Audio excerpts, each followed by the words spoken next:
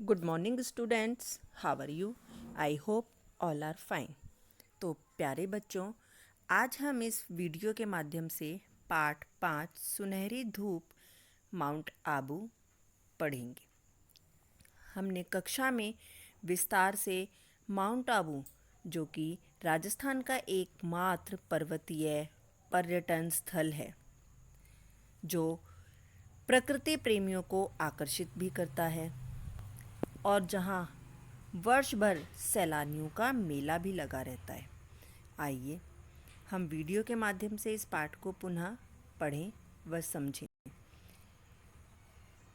यात्राएं हमारा मनोरंजन भी करती हैं और हमारा ज्ञानवर्धन भी करती हैं। तो इस पाठ में हमारी इसी माउंट आबू की यात्रा के माध्यम से ज्ञानवर्धन को भी उजागर किया गया है। हमारे देश में विभिन्न राज्य हैं और ऐसे ही राज्यों में है राजस्थान। माउंट आबू राजस्थान का एकमात्र पर्वतीय प्रदेश है और एक अनोखा अद्भुत पर्यटन स्थल भी है।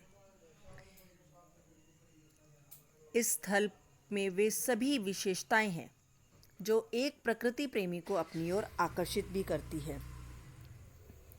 झील का किनारा, ऊंचे घने वृक्ष, टेढ़े मेढ़े रास्ते और डूबते हुए सूरज का मनोरम दृश्य, ये सभी देखकर कोई भी प्रकृति प्रेमी सहज ही इस सौंदर्य की ओर आकर्षित हो जाता है। माउंट आबू सिरोही जिले में गुजरात की सीमा से सटी हुई अरावली पर्वत श्रृंखला के दक्षिण पश्चिम में स्थित है। हर वर्ष यहाँ सैलानी आते रहते हैं, परंतु गर्मियों का तो कहना ही क्या। गर्मियों में तो सैलानियों का तांता ही बंधा रहता है। यहाँ नक्की झील के पास, बच्चों, नक्की झील राजस्थान की एक ऐसी झील है जो सर्दियों में अक्सर जम जाती है और मान्यता है, कहा जाता है कि देवताओं ने इसे अपने नाखूनों से खोदा था, इसलिए इस झील का नाम नक्की झील पड़ा।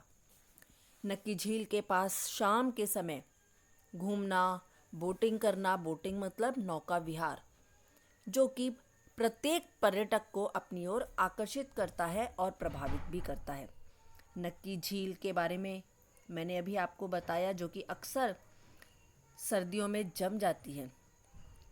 और जो झील के किनारे जो बाज़ार हैं, उनका तो कहना ही क्या। बाज़ारों में जो मुख्य वहाँ की राजस्थान व गुजरात से जुड़ी विशेष वस्तुएं हैं, उनका आनंद और उन्हें खरीदना प्रत्येक पर्यटक के लिए बहुत ही सहज व आसान हो जाता है। आइए आगे माउंट आबू के कुछ और स्थानों के बारे में हम पढ़ें व समझें। राजस्थान व गुजरात की वस्तुओं की तो छाप अलग ही दिखाई देती है। अब आगे नक्की झील से 3 किलोमीटर की दूरी पर दिलवाड़ा मंदिर है, जो कि 5 जैन मंदिरों का एक समूह है और ये मंदिर संगमरमर की शानदार कारीगरी का एक अद्भुत नमूना भी है। इन मंदिरों का निर्माण 11वीं और 13वीं सदी के बीच हुआ और इनके प्रमुख मंदिरों में 52 छोटे गलियारे वाले मंदिर भी हैं। इन मंदिरों में जैन तीर्थंकरों, स्नातकों की प्रतिमाएं यानी कि मूर्तियां स्थापित हैं और ऐसा कहा जाता है कि इन मंदिरों का निर्माण 1500 कारीगरों ने 14 वर्षों में किया था। अब आगे दिलवाड़ा मंदिर से 5 किलोमीटर की दूरी पर अचलगढ़ का किला भी एक ऐसा ही माउंट आबू का एक अद्भुत अनोखा पर्यटन स्थल है, जो कि परमार राजाओं द्वारा बनवाया गया था और उसका पुनर्निर्माण यानी कि उस मंदिर किले को दोबारा राणा कुंभा ने बनवाया। यहाँ अचलेश्वर महादेव के नाम से भगवान शिवजी का मंदिर भी स्थापित है और वहीं पीछे मंदाकिनी कुंड भी है। 16वीं शताब्दी में बने कलात्मक जैन मंदिर भी हैं। माउंट आबू से सनसेट पॉइंट यानी कि सूर्य को अस्त होता हुआ भी देखा जा सकता है, जो कि एक अनुपम सौंदर्य की प्रतिमा है, जो कि एक अभूतपूर्व छटा चारों तरफ बिखेरती है और जिसे देखकर प्रत्येक दर्शक अपने आप में खो जाते हैं। माउंट आबू में कुछ चट्टानों का भी वर्णन है, जैसे टॉड रॉक और नन रॉक। ऐसा माना जाता है कि टॉड रॉक का जो आकार है वो मेंढक के आकार का है और जो नन रॉक है उसे देखकर ऐसा लगता है जैसे कोई स्त्री घूंघट निकाल कर बैठी है। मतलब उस चट्टान का आकार ऐसा है।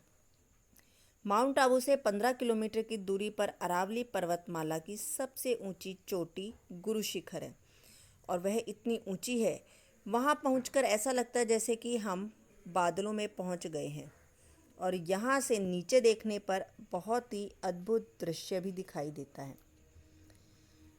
अपने अंदर विभिन्न मनमोहक स्थल व आकर्षणों को समेटा हुआ माउंट आबू एक ऐसा पर्यटन स्थल है जिसे देखकर और जहां आने वाला प्रत्येक पर्यटक अपने आप में खो जाता है और आत्मविभोर हो जाता है। तो बच्चों, पर्यटन स्थल का वर्णन करते हुए हमने इस बहाने इस पाठ के माध्यम से ज्ञानवर्धक जानकारियां भी प्राप्त की हैं। छात्रों को जानकारियों के साथ भारतीय संस्कृति का और उस धरोहर के बारे में भी ज्ञान प्राप्त कराना अनिवार्य है। तो बच्चों, उम्मीद है आपको यह वीडियो के माध्यम से पढ़ाया हुआ पाठ ज़रूर समझ आया होगा। तो हर बार की तरह आपको पाठ पढ़ना है, पाठ आधारित प्रश्न व अभ्यास प्रश्नों सहित पाठ का दोहरान करना है। Thank you. Have a nice day.